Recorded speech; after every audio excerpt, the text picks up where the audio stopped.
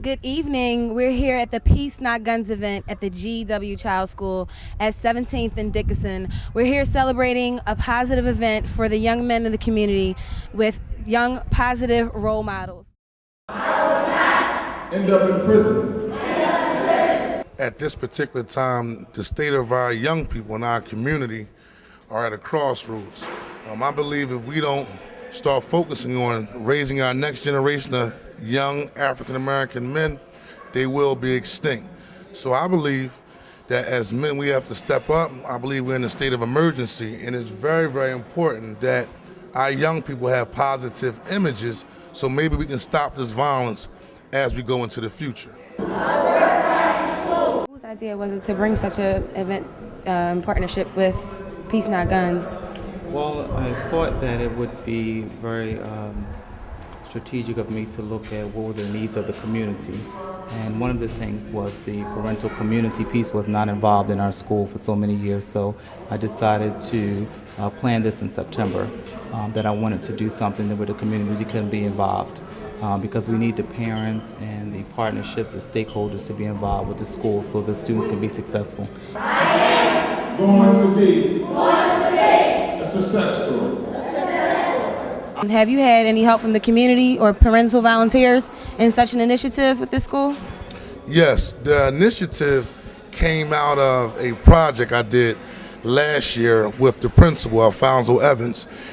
During that project, we donated over 50 book bags to the students in the school, and we also developed a partnership because in the school there's only 4 male teachers. So when he expressed that to me, I decided to get some guys from the community, also use my organization and a couple other community organizations to do a wraparound around the school so he can have that type of male support that he needs. I mean, when you think about it, if there are only 4 male teachers in the school, that means the students really have an opportunity to interact with men, primarily African American men.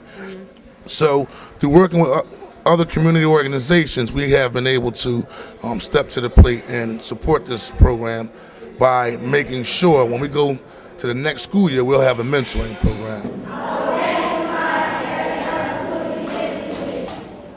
And what we need to be saying back to them is, it feels good to be needed. You need me, I'm there for you. And so mentoring is very important.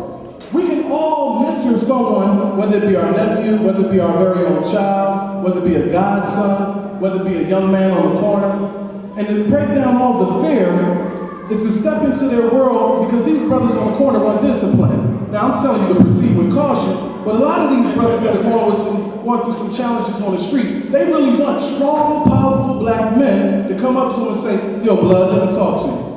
What seems to be going on? Well, have you seen an increase of positive actions from the children? Has it had a positive effect on the children and Yes, I mean, their if you see behavior? my office, I have tons of thank you cards. And the behavior is also shown because they appreciate the fact that the instructional program is strong, but we wanted to give a well-balanced educational institution for the students, and you have to bring something else besides the academic curriculum. There has to be some social piece. There has to be something dealing with the social ills of the community. So we had to balance it out. Because when you talk to a guy on the corner and he's selling drugs and you're trying to talk to him about God this and God that, he might simply say, I got $25,000 in my pocket right now. Because that's the reality. So what we have to let brothers know is that there's only 2 places that they're going to end with that culture that's out there in society, Gradeford or the grave.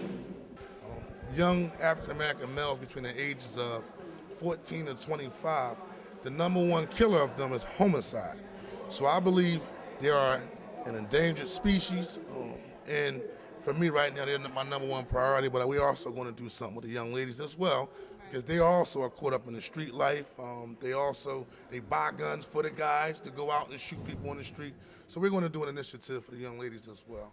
I know this is where your home is, but Yes. Are you going to expand? Yes, well, we already do workshops throughout the city as well as inside Delaware and New Jersey. So we're pretty much in different parts of the city, but we're probably more seen here because this is where I grew up at. But I go anywhere around the city to spread a message of violence prevention and peace. Thank you. There you have it. Kenyatta Johnson, founder of Peace Not Guns, trying to make a positive impact on the community.